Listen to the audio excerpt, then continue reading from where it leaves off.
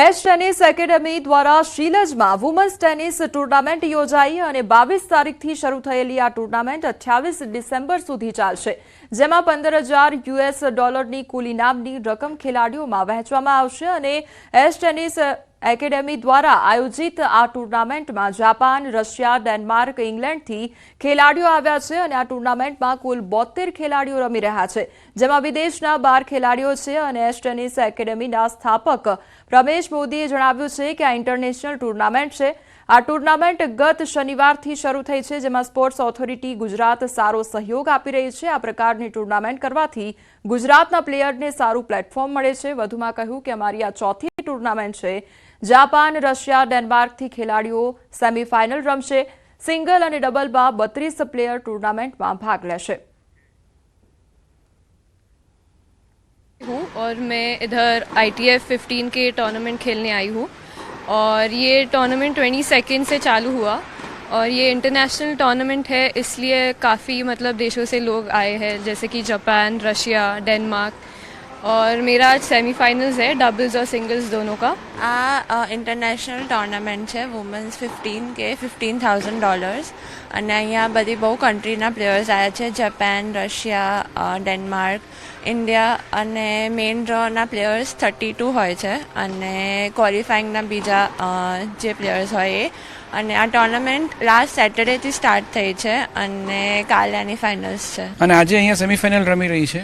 એમાં ઝીલ દેસાઈ સેમીફાઇનલમાં છે, રશિયાની યાશિના અને જે જામશીદી છે ડેનમાર્કની, એ બંને સામસામે રમી રહ્યા છે।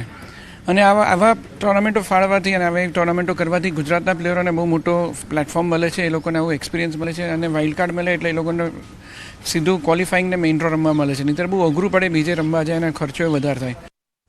હાલ સમાચારમાં બસ આટલું જ। વધુ જોતા રહો ન્યૂઝ 18 ગુજરાતી। નમસ્કાર।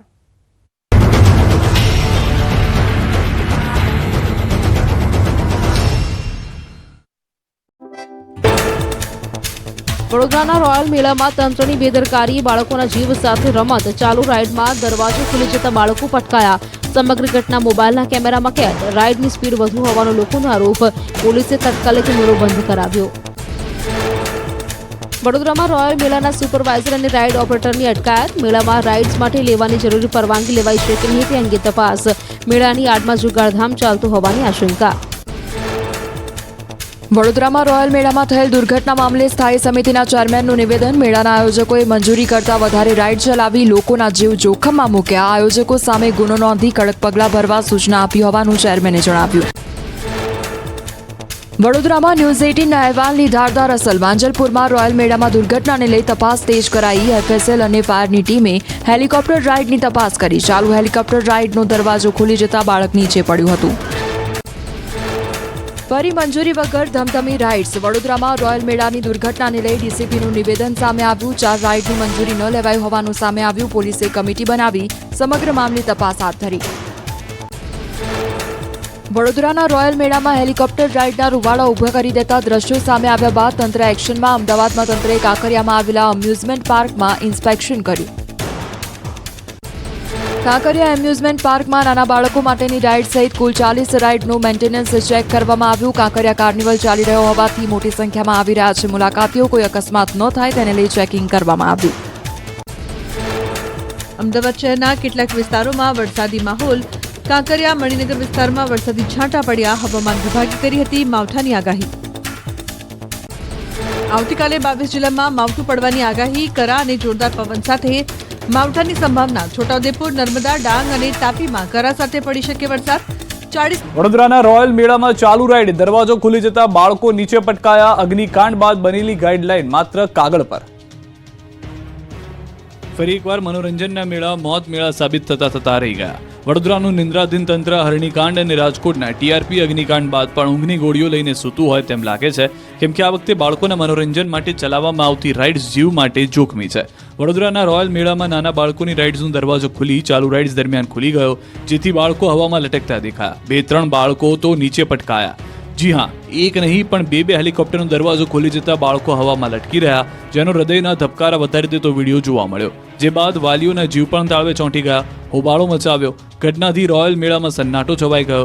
વાલીઓનો આક્ષેપ છે કે ઓપરેટર રાઇડ્સ ઓવર સ્પીડ ચલાવી રહ્યો હતો અને રાઇડ્સમાં દરવાજા ખુલી ગયા.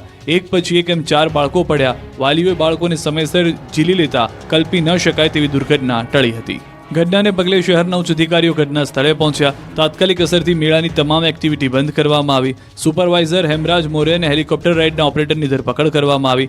મેળાના સંચાલકે પોતાનો રૂલો બચાવ કરતા પોતાની ભૂલ સ્વીકારવાના બદલે દોષનો ટોપલો નાના બાળકો પર ઢોળી દીધો. કહ્યું કે કેટલાક બાળકોએ તોફાન કરતા દરવાજો ખુલી ગયો. બીજી તરફ મેળાના શ્રમિકો કહી રહ્યા છે કે આ કોઈ મોટી દુર્ઘટના નથી, બાળકોએ મસ્તી કરતા દરવાજો ખોલી દીધો હશે. આ ઘટનાને પગલે સવાલો ઊભા થઈ રહ્યા છે કે ટેમ્પરરી રાઇડ્સનું શું ફિટનેસ સર્ટિફિકેટ લીધું છે કે નહીં.